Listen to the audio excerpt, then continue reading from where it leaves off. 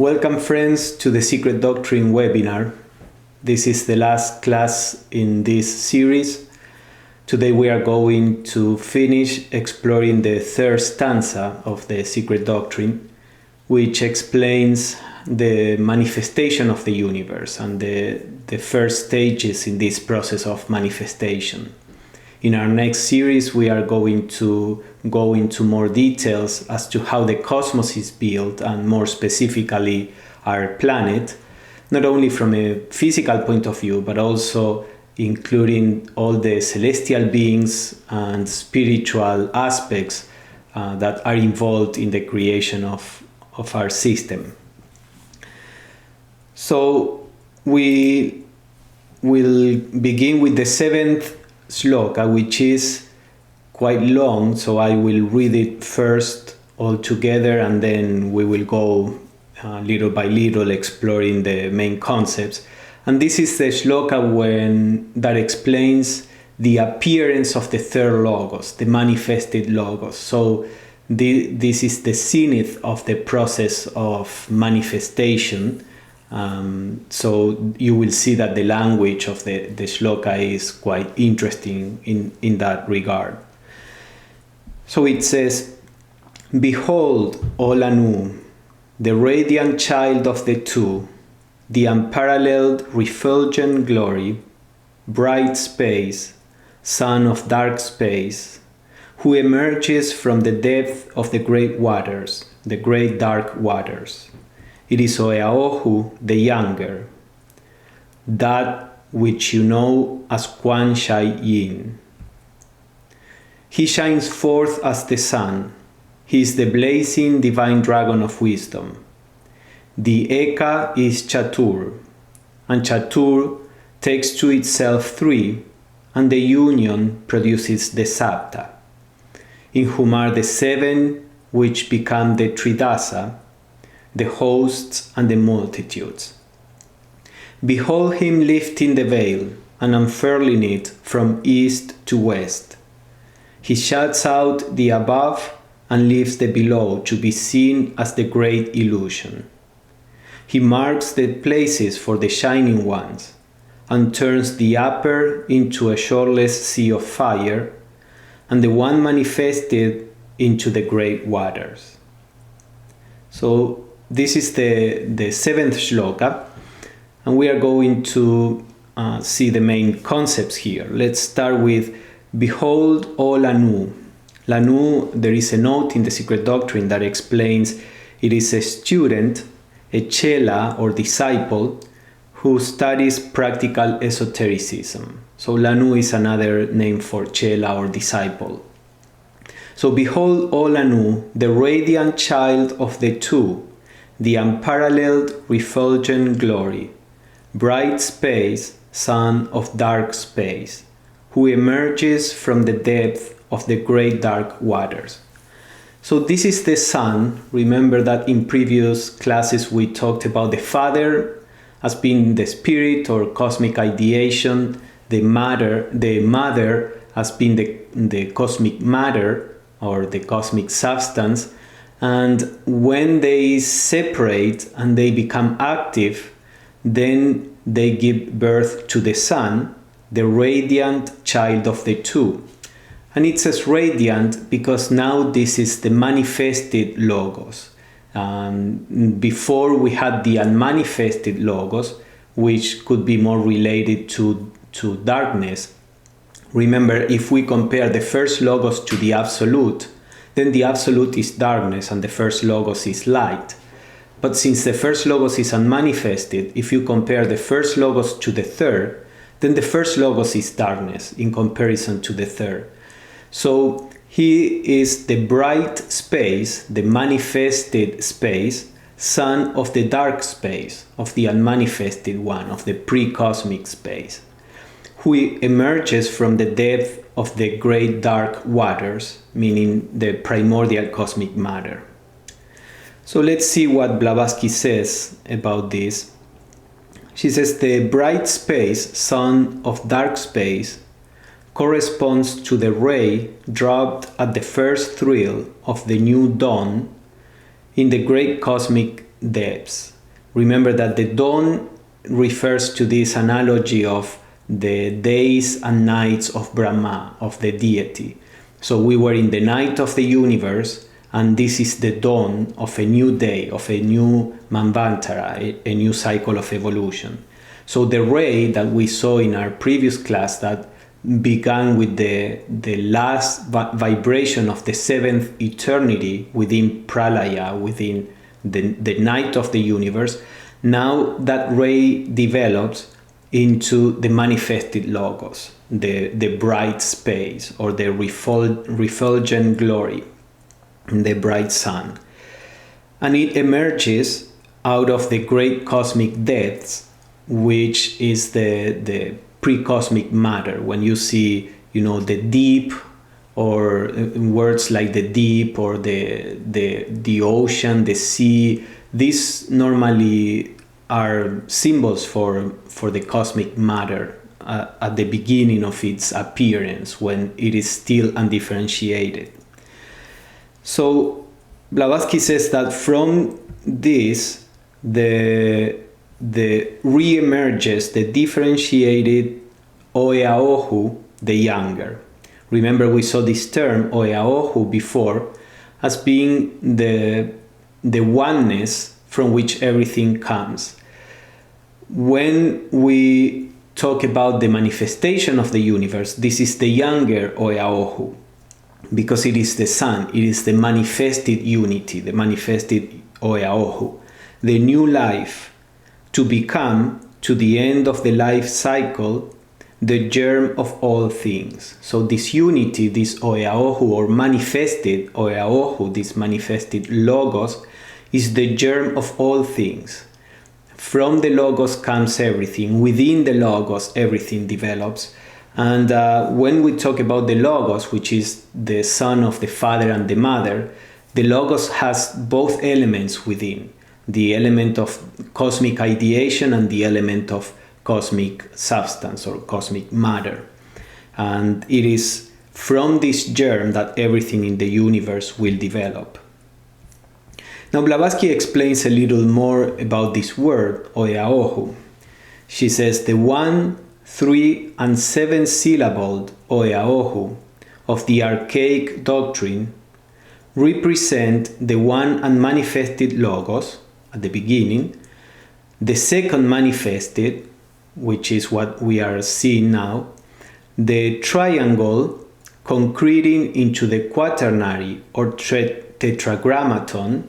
This is a word from the Kabbalah. They talk about the tetragrammaton as being a manifestation of God, and the rays of the ladder of the tetragrammaton on the material plane. So first, this Oeaohu can be pronounced as having 1, 3, or 7 syllables. There is a secret way of pronouncing it. I mentioned this in a previous class. Blavatsky says, because it is very, very powerful, that how to pronounce this remains secret. Of course, this word Oeaohu is just a veil for the true word. And now it represents the whole, since it is the unity behind everything, it represents everything, the unmanifested logos, the manifested logos, which is the triangle, as we are going to see, then the quaternary or the tetragrammaton, which are the 4 lower planes in the universe, and the presence of the divine on the lowest of all those planes, which is the material universe. To get a clearer idea, I prepare here a diagram. We have the first manifested plane up to the last manifested plane. Beyond the 7 manifested planes, we have the unmanifested logos. So this unmanifested logos is the source of the 7 manifested planes. The first manifestation is as the triple manifested logos, which involves the 3 higher planes in the cosmos. And then this triple manifested logos expresses itself on the lower planes as the tetragrammaton, which are the 4 lower cosmic planes. Blavatsky explains that on the lowest of all these planes is our Earth, our planet. And then as I show you previously a diagram of the planetary chain to which our Earth belongs. There are 6 other globes that are not physical, that are on higher planes of consciousness. So the other globes would be in these 4 lower planes. At the top of the 4 lower planes we have A, the globe A, B, C, and D, which is our Earth, and then you have the other globes going up again. So our planetary chain develops within the tetragrammaton, the manifestation of God, if we want to put it that way. And on all the planes there is the presence of the divine, and Blavatsky refers particularly to the divine presence on the material plane, which is the one in which our Earth is developing and all of us within it. So the Oyaohu is the whole thing, and that is a way, as we said, to refer to the unity behind. Now this manifested Logos, it is said of him that he shines forth as the sun. He is the blazing divine dragon of wisdom. Blavatsky explains that the sun is in a certain sense, is a manifestation, a representative on the physical plane of the Logos. So the sun is a reflection of the Logos on the physical plane. Of course, from a certain point of view, the Logos is the whole system. But the sun is like the heart of the system, and is through which, on the physical plane again, it's not that the sun is the Logos, but the sun is the physical organ through which the creative energy of the Logos manifests. And then he's called the blazing divine dragon of wisdom. Blavatsky explains he is called the blazing dragon of wisdom because, firstly, he is that which the Greek philosophers called the Logos, the verbum of the thought divine. So this refers to the wisdom aspect, the idea that the Logos means in Greek many things, among them reason, or the pattern or intelligence behind things. The word also means. So the Logos is the expression, the verbum, so the expression of the thought divine, of the cosmic ideation. Now when the cosmic ideation becomes active, we have the third manifested Logos in its active aspect.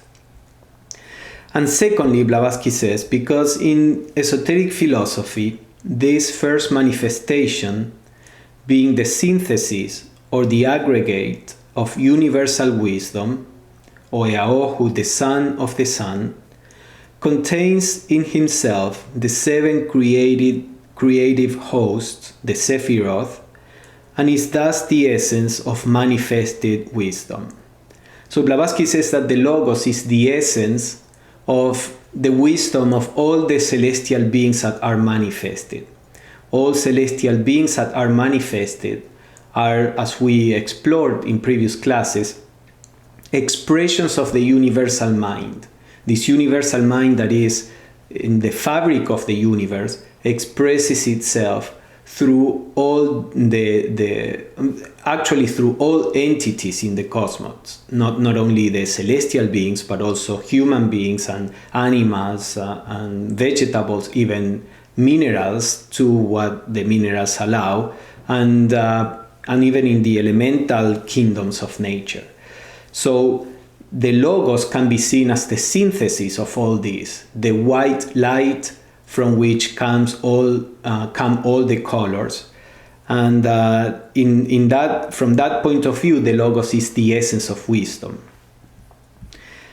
And Blavatsky adds, he who bathes in the light of Oyaohu will never be deceived by the veil of Maya. So Maya is illusion. Being bathed in the light of Oeao, who means to enter in rapport with this divine wisdom.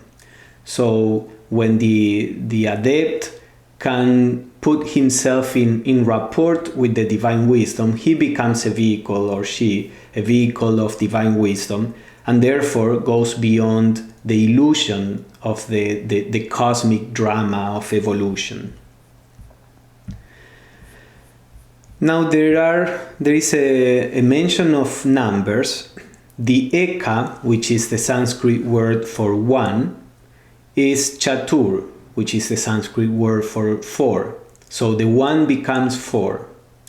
And Chatur takes to itself three, and the union produces the Sapta, the seven. So the one becomes four, and the four takes to itself three, and the union becomes the seven, the primordial seven, the first seven rays, in whom there are seven which become the Tridasa. Tridasa is again a Sanskrit word that means the thrice 10 or the 30.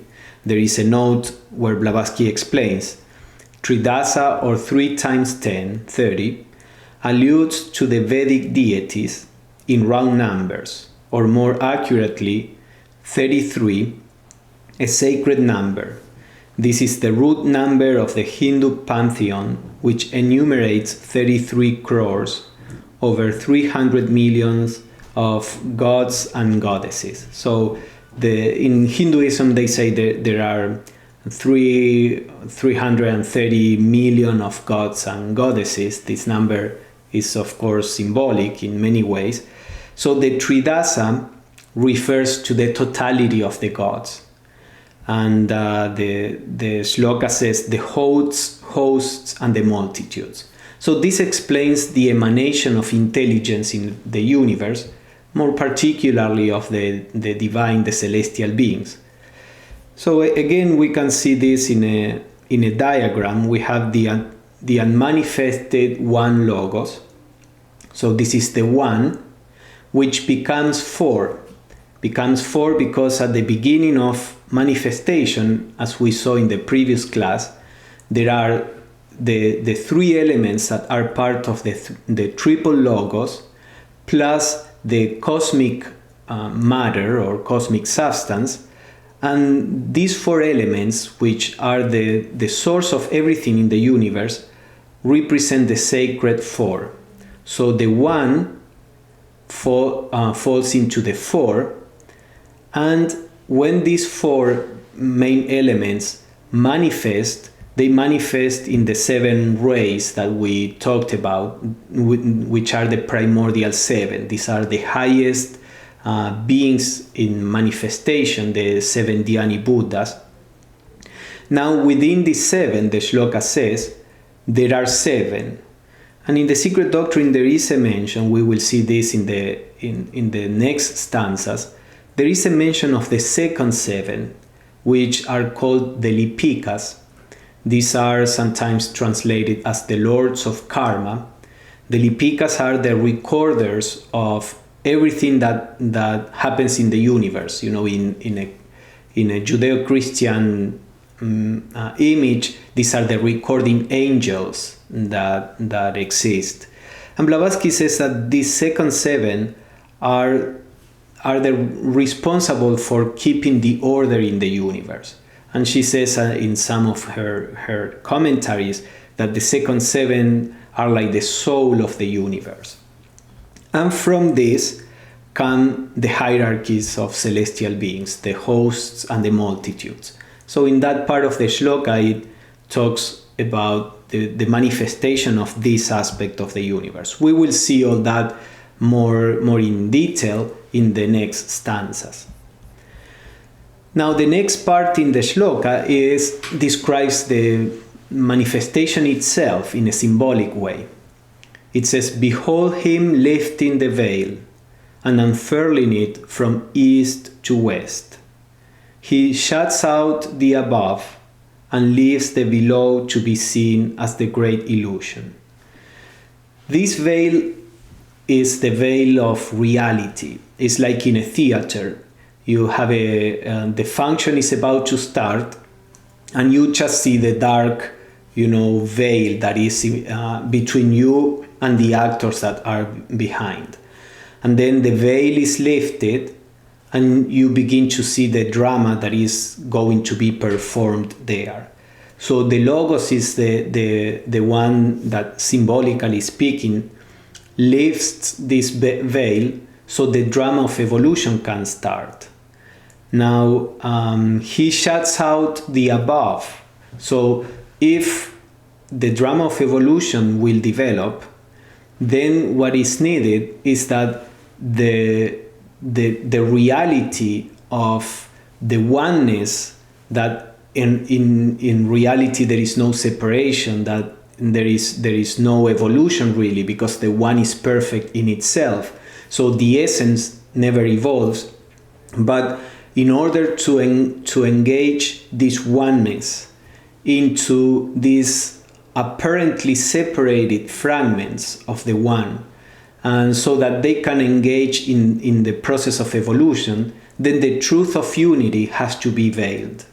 And this is, he shuts out the above, the planes of unity. This is all allegorically, when the monads, which are in essence one with the one monad, but when the monads seem to, as sparks, come from the one and begin a evolutionary journey as individualities, then that perception of the unity is lost for the time being. And so the logos leaves only the below, the planes of diversification, to be seen as the great illusion. And then it is said he marks the places for the shining ones, and Blavatsky adds the stars. From a physical point of view, the stars would be an interpretation. Also, shining ones may be a name for what in India called devas. Devas means the shining ones, because each star is the expression, the physical representation of a logos, as I said before. So if we are talking about the whole cosmos, then the cosmic manifested logos fixes or marks the place in which all the solar logos, let's say, will evolve. And then he turns the upper space, the higher planes, into a shoreless sea of fire. This is the shoreless sea of fire is an image for the spirit, and the one manifested element into the great waters. And the great waters is a symbol for matter, for the homogeneous cosmic matter. So, in a sense, with these logos, spirit and matter are perceived now as being different. The spirit as being up there and or at the root of manifestation, and then the cosmic substance becomes the manifested element, the waters, from which all the planes come. So this is a poetical and allegorical language for the general idea of the manifestation. And Blavatsky explains, the sea of fire is then the super astral, that is noumenal light, the first radiation of the root, the mula prakriti, the undifferentiated cosmic substance, which becomes astral matter. It is also called the fiery serpent. So the idea of astral light in Blavatsky's view is it's a name for all the intermediate planes between the highest spiritual plane and the lowest material plane. So many times he uses this in a general way. Sometimes he uses astral light to refer only to the four lower planes. But in this case, it seems to refer to all the intermediate planes, because the sea of fire is whatever is above the astral light. And this that is above is the first radiation from the root. So these are different ways of explaining the same thing. Now she says that this is also called the fiery serpent. The ancients represented this by a serpent, for Fohat hisses as he glides hither and thither in zigzags. We will see this later, but from this manifested plane, from the Logos, comes the activity of Fohat, which is this cosmic energy. And when Fohat is described in its action, it is described as acting either in zigzags or as acting as a vortex. There is always this representation of Fohat as being a rotational force in some way. So we will see all that in further stanzas. This is just a brief mention that the shlokas have. So now that there is the manifested Logos, where was the germ and where was now darkness? This is what the Lanu, the disciple, asks. And then the master responds, where is the spirit of the flame that burns in thy lamp, O Lanu? The germ is that, and that is light, the white brilliant sun of the dark hidden Father. So the dark hidden Father is the unmanifested Logos, and the white brilliant sun is the manifested Logos. So you see, when we talk about the Logos, normally the unmanifested one is talked in terms of being hidden, being dark, and the manifested one as being brilliant or white or manifested. Now, what the Lanu is asking here is if during manifestation the unmanifested aspect still exists in the universe or not, because now all we can see is manifestation. So the master asked, where is the spirit of the flame that burns in thy lamp? And let's see what Blavatsky explains. The answer to the first question, where is the germ, suggested by the second, which is the reply of the teacher to the pupil, contains in a single phrase one of the most essential truths of occult philosophy. It indicates the existence of things imperceptible to our physical senses, which are of far greater importance, more real and more permanent than those that appeal to the senses themselves. Before the Lanu can hope to understand the transcendentally metaphysical problem contained in the first question, where is the unmanifested when there is manifestation, before being able to answer that, he has to be able to answer the second question, where is the spirit of the flame, while the very answer he gives to the second will furnish him with the clue to the correct reply to the first. So this kind of imagery is not uncommon in the East. For our Western mind that is far more scientific and concrete, it's difficult to understand this. But perhaps a way that we can understand this second question, where is the spirit of the flame? We can say that fire exists. Fire is what we perceive. But fire exists because there is the possibility of fire in the universe. So before the actual manifestation of fire has to be a possibility in the universe. This possibility is like the unmanifested nature of everything. So whatever happens in the universe, whatever appears, any kind of future evolution, any species that may develop in the process of physical evolution, for example, all this has to be a possibility.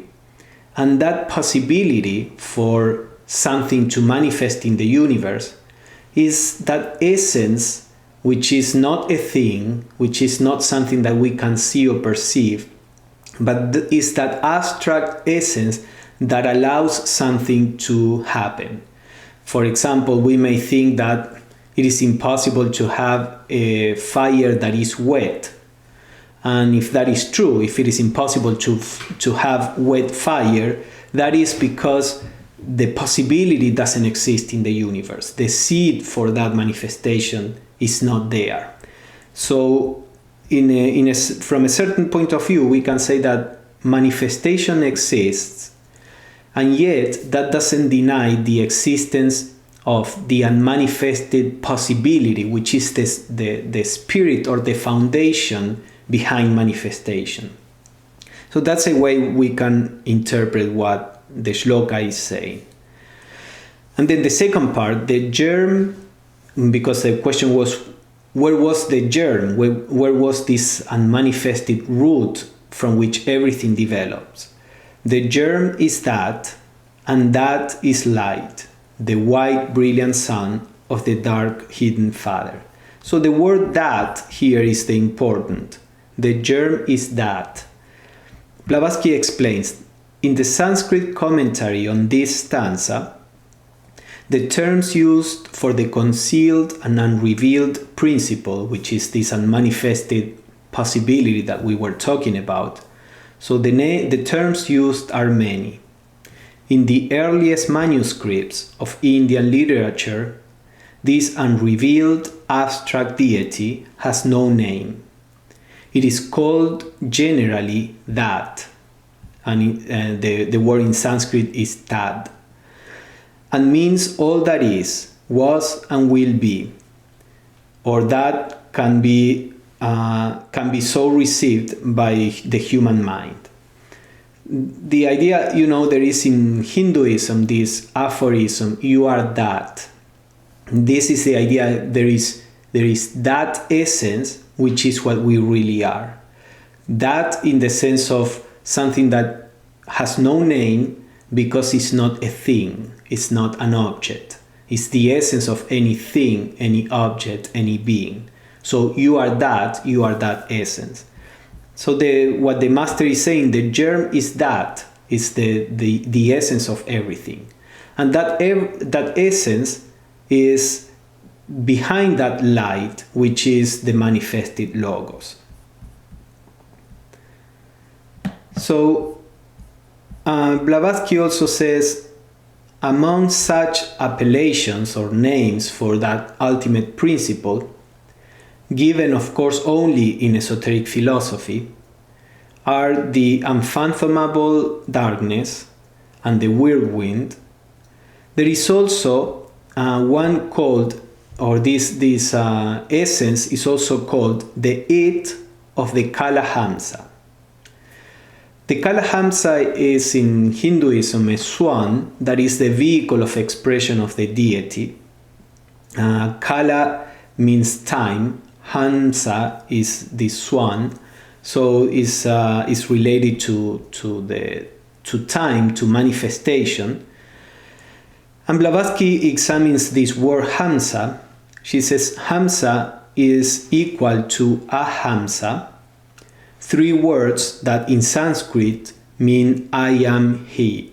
I am he, I am the deity. So Aham means I am. While divided in still another way, it will read Soham, which means he is I, or he, I are the same.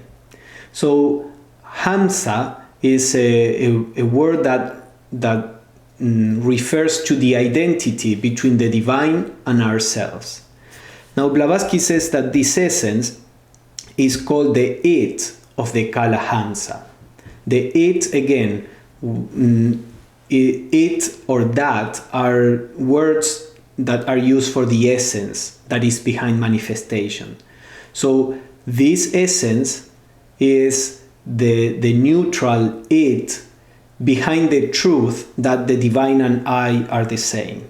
So what this part of the shloka is trying to point out is to the fact that even though there is manifestation, there is the divine, now the bright sun of space, of the dark space, the manifested logos. And I am one with that manifested logos. I am an expression of that manifested logos. But even though this is true, we have to keep in mind, never lose sight of, the fact that there is something behind. There is the it, there is the that, which is the essence of all this. If we bring this to our own, to the human level, the manifested logos would represent the manas. This is a Sanskrit word for mind. Manas on the higher plane, the higher manas, which is the reincarnating ego, the soul that goes from one incarnation to the other. That would be our logos. And then the personality, the four lower principles, is the tetragrammaton, is the manifestation of that divine entity, which is our logos, the higher, the reincarnating ego. But behind that is the Atman that is the it, that is the that.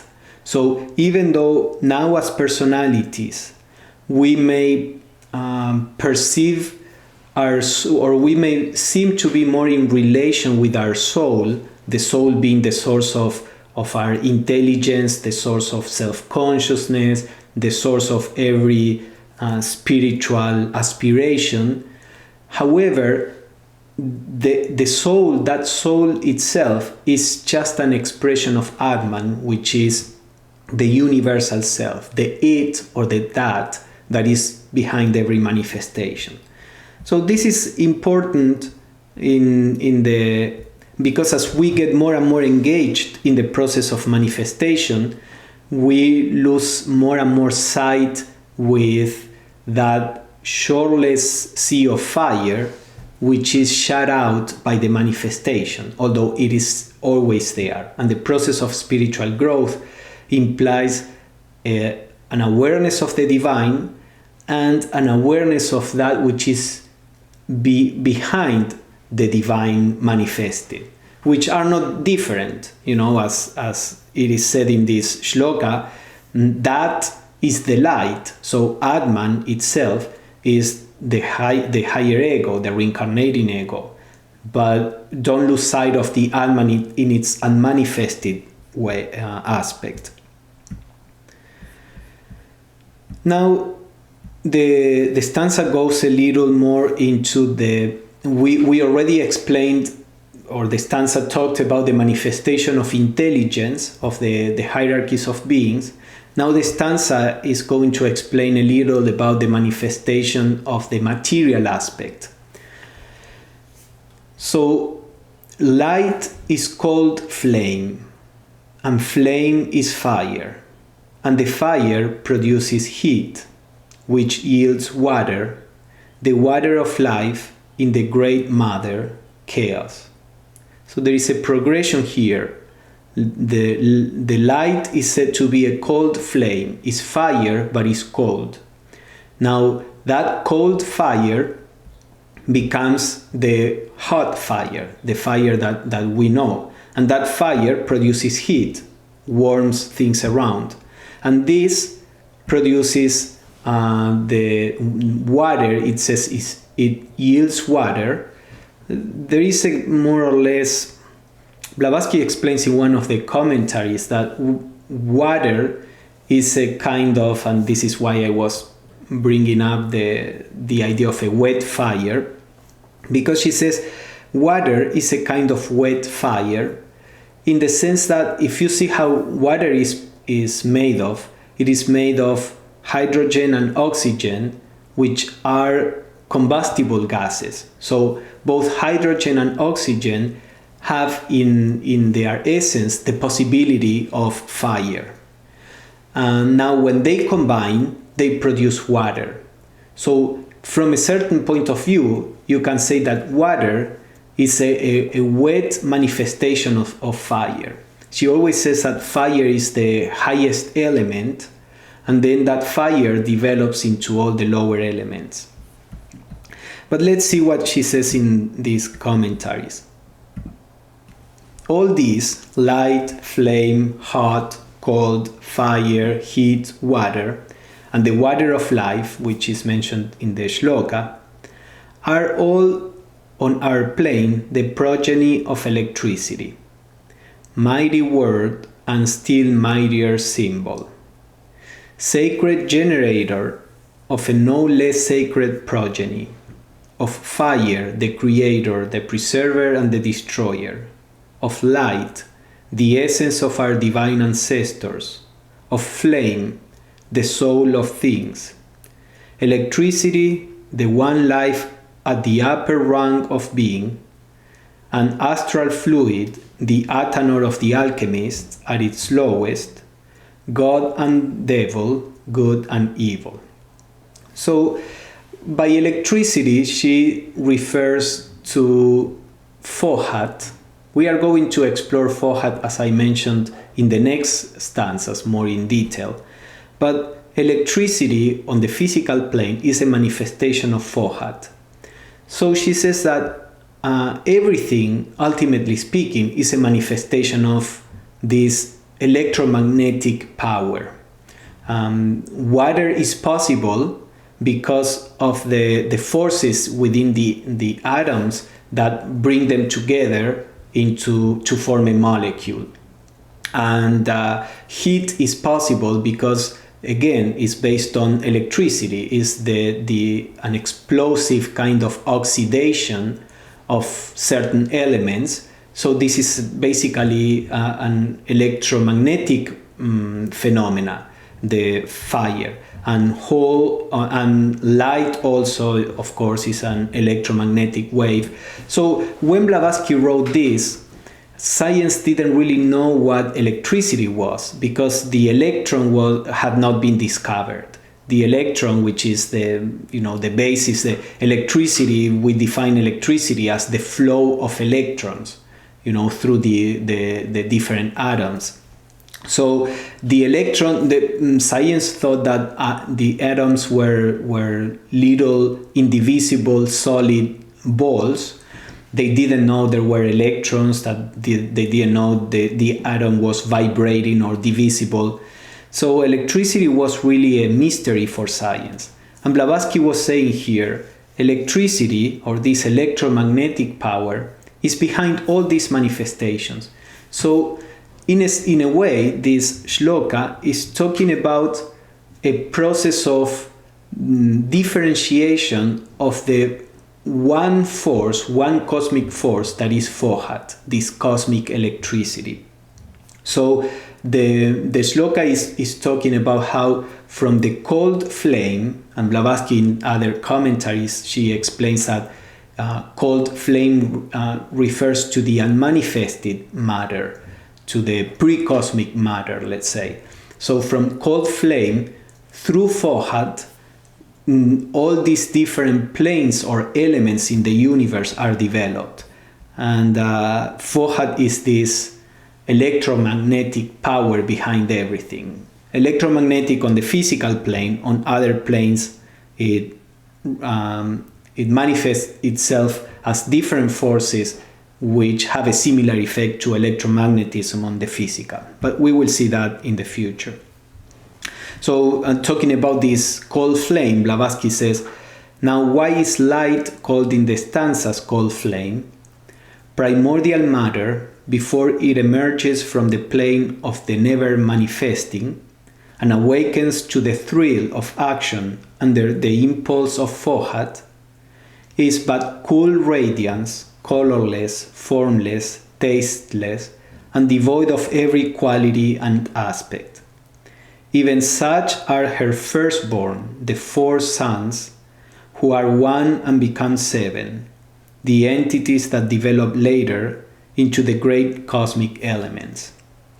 So there are the cosmic elements, earth and water and air, fire, ether.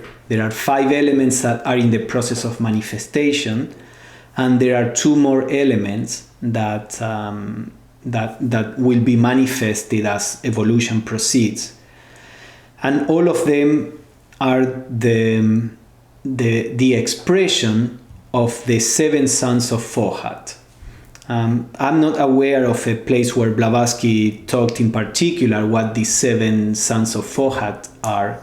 Basically, these are the sources of the 7 elements. So we could say is a more abstract source for what we call the great elements.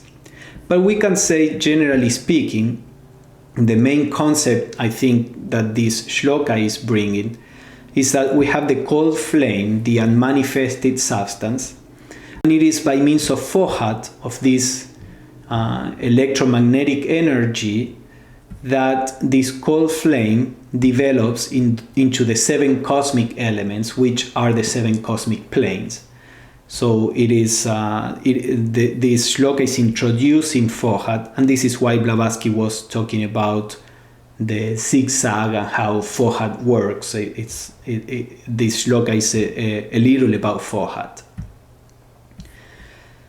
Now the next shloka. So we have so far the manifestation of intelligence. We have the manifestation of the cosmic elements. When we talk about elements, the idea is things that are homogeneous. So the idea in the Theosophical view is that each plane has its own homogeneous source. The word atom means no divisible from the Greek. A is no, tomos means division. So there are true atoms on each plane, and these are the true elements. Elements are supposed, again, to be things that are homogeneous. When science used these words for the chemical atoms, it is because they thought that these were the homogeneous sources of everything. As I said, they didn't know that the atoms were divisible. So they applied all these names in a wrong way. Philosophically speaking, the origin of these words was created to talk about something else.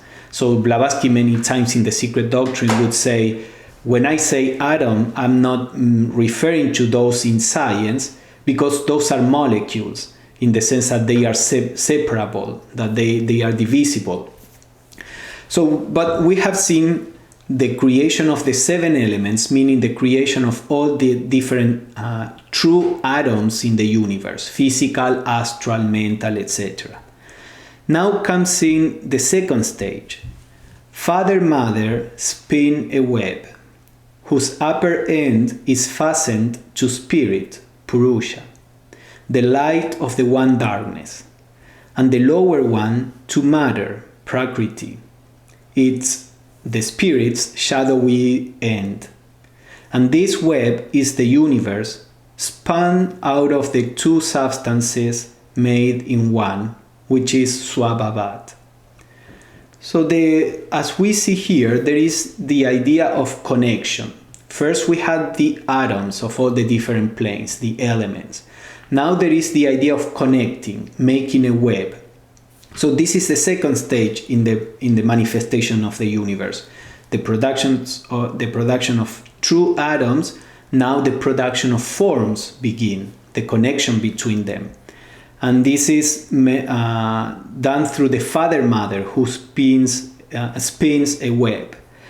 You see that it says that the upper end is fastened to the spirit, so the whole universe is a web, all interconnected, in which on the upper end is what we call spirit, and the shadowy end of the same principle of spirit is what we call matter.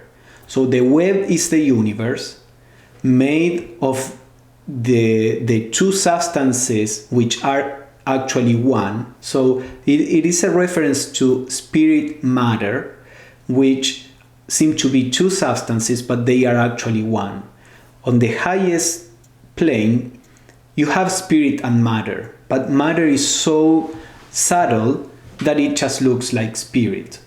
On the lowest plane, you have spirit and matter, but spirit is so subtle that it looks just like material. For example, in minerals, you have the spirit expressing through minerals, but again, the expression is so material, what we call electromagnetic, or physical, chemical reactions, that seems to be something material. But in the esoteric philosophy, the force that is behind the electrochemical reactions is the spirit. So you see how there is this idea of oneness, even though it seems that we are talking about two principles. So Blavatsky explains, Brahma is the germ of the unknown darkness. This Brahma should be probably Brahma. In Hinduism, you have Brahman, which is the unmanifested logos in Theosophy, and then you have Brahma, which is the manifested logos. So in the Secret Doctrine, originally Blavatsky didn't put the accent, but it's probably Brahma because of what she explains later. So Brahma, the manifested logos, is the germ of the unknown darkness of the first logos. It is the material from which all evolves and develops, as the web from the spider, as foam from the water. You see, the spider produces a web, and the spider, if you have ever looked at the spider, can go down, and in the same way it seems to reabsorb the web and can go up. So the web is actually part of the spider. So here it is said that the web of the universe is part of Brahma. It's not different. Brahma is not separate from the universe, as normally we conceive God in the Judeo-Christian tradition. So the spider is, or the web of the universe is part of Brahma. And she says this is only graphic and true if Brahma, the creator, is, as a term, derived from the Sanskrit root brih, which means to increase or to expand. This is what Brahma comes from, this root, which means to expand. So the universe is this germ, this root, which expands into what we know as the universe. So Brahma expands and becomes the universe, woven out of his own substance. Like the web of the spider is produced out of the spider's own substance. So if we look at these different terms to position ourselves in the process, as I said, Brahman would be like the first logos. The symbol for the first logos is this circle with the dot in the center. And this dot is from which the ray of the logos came. Then we have the father-mother, which is like the second logos. It is spirit-matter, and it's called Swabhavat, which comes from the Sanskrit word Swabhava. And the symbol for this, Blavatsky says, is the circle with the diameter. Blavatsky explains at this point things are passive. This is the passive nature. We could say this is the pre-cosmic substance, which is in the process of being manifested. And then we have the universe, which is Brahma. As we just said, the universe is the expansion of Brahma, the manifested logos, which the symbol, Blavatsky says, is the circle with a cross within. And you see that this cross is maybe referring to the idea of the web. If you see here, a web has these connections. The web means this, all these atoms that are connected to each other. At the level of the father-mother, we had only horizontal lines as the planes, so this may be related to this symbol. we had only the horizontal lines that are the planes. This is related to the creation or manifestations of atoms. And then at this level, at the level of that we are discussing now, there is the cross that may be referring to the connection between these atoms. So at the upper end we have what we call spirit, on the lower we have what we call matter, but spirit and matter are just the same single principle, and the plane on which all these colors happen would be the absolute, would be the it, the that, on which or within which all this differentiation takes place. Now, there is now an explanation of how the process of manifestation and dissolution happens, responding to what forces. The shloka says, the web expands when the breath of fire, which is the Father, is upon it. It contracts when the breath of the Mother, the root matter, touches it. So there is the web. When there is the breath of fire, the web expands. When there is the touch of the Mother, the web contracts. Then the sons, the elements with their respective powers of intelligences, each element or each plane is said to be the body of a Dhyan Chohan, of an angel, let's say. So each element has behind a celestial intelligence. So then the sons, the elements with their respective powers of intelligence, dissociate and scatter. Where it says when the Father, the breath of the Father is upon the web expands and the elements dissociate and scatter to return into their mother's bosom at the end of the great day, and we become one with her. So at the end of the cycle of evolution, the spirit, the breath of the fire, touches the web or is upon the web expands and the atoms break their connection and everything comes back. They dissociate, scatter, and everything comes back or returns into the mother's bosom, and the mother here represents the pre-cosmic substance. Now this mother will slumber for 7 eternities.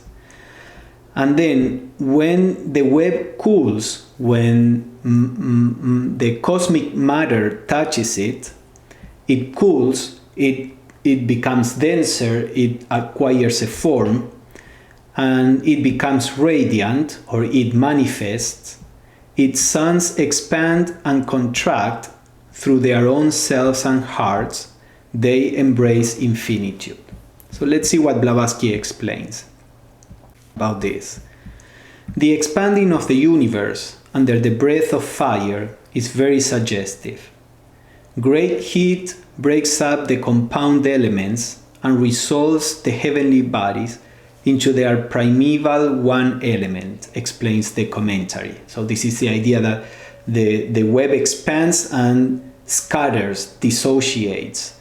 And this is more or less what is the idea in science, that how the universe will come to an end.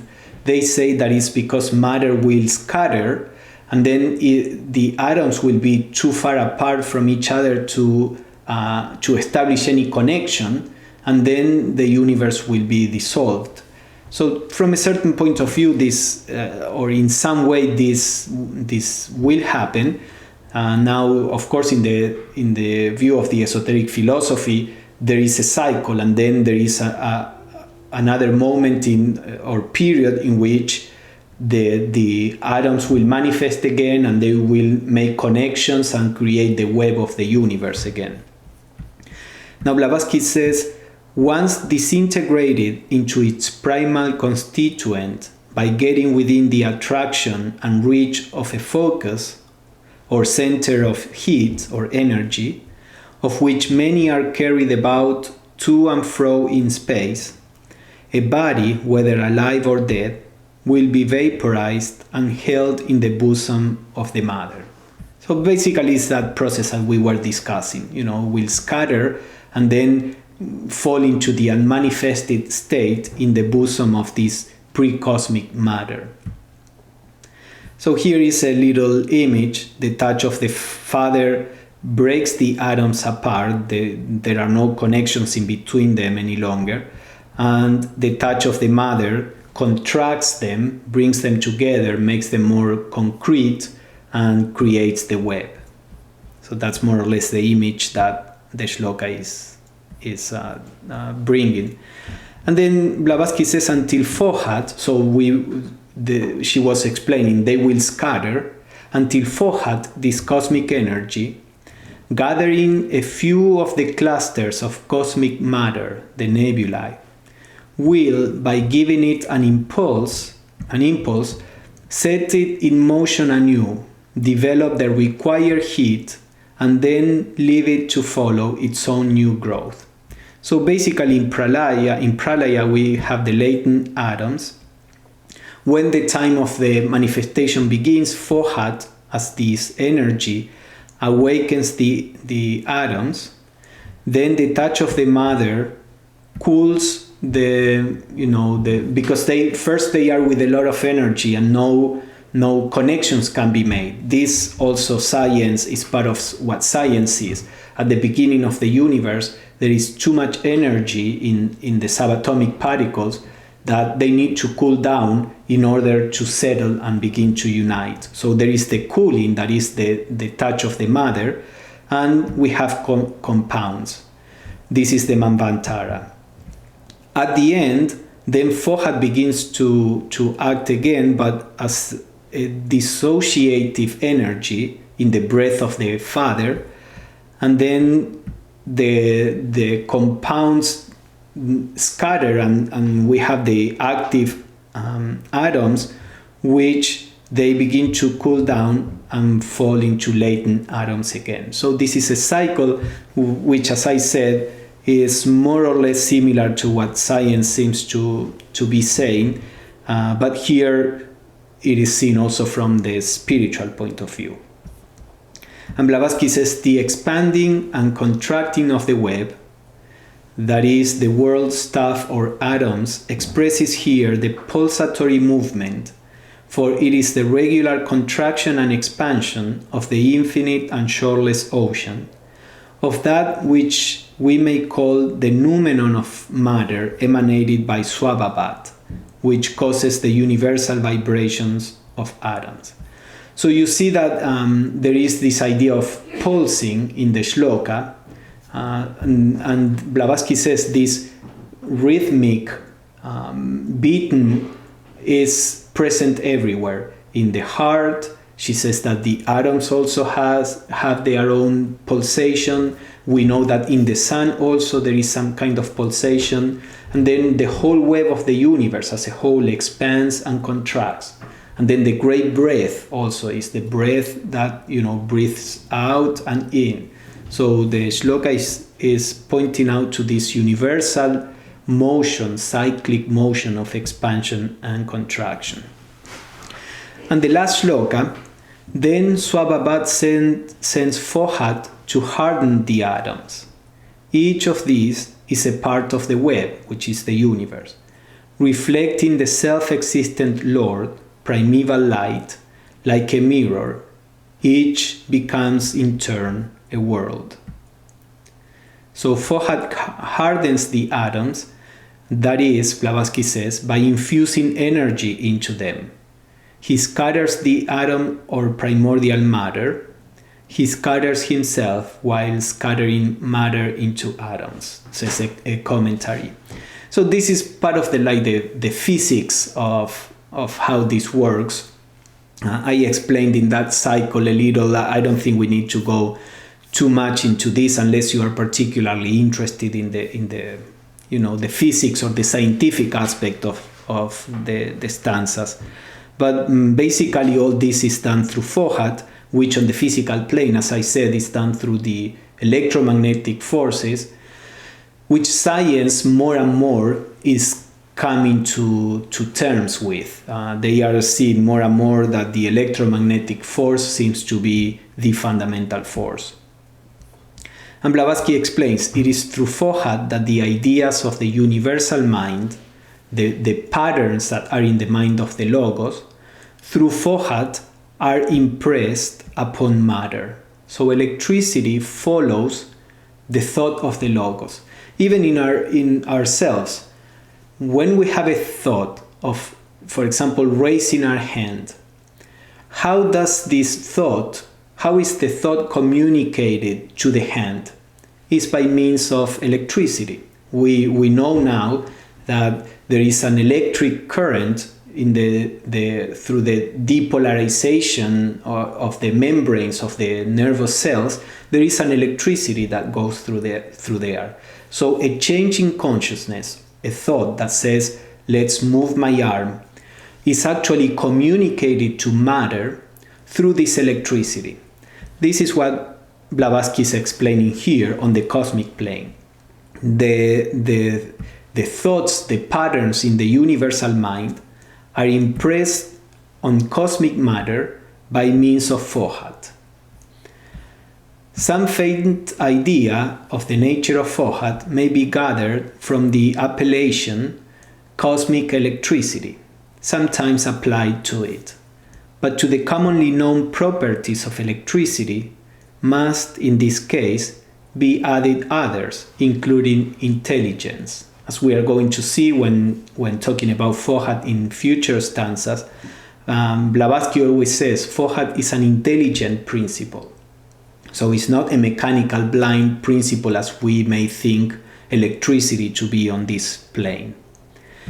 It is of interest to note that modern science has come to the conclusion that all cerebration, all brain activity, are attended by electrical phenomena. This was quite new in science, and from this came the idea of Frankenstein. If you see Frankenstein, who was written at the end of the 19th century by a person that was related to Theosophy, by the way, the way to make Frankenstein alive was through electricity, because this was quite new in science, the discovery of the essential role of electricity. So this is what the end of the third stanza, which sets the beginning of the manifestation, the production of the atoms and the bringing together of these atoms to produce forms. In the next stanzas, we are going to see more specifically how particular structures in the universe were produced and the role of spiritual intelligence behind.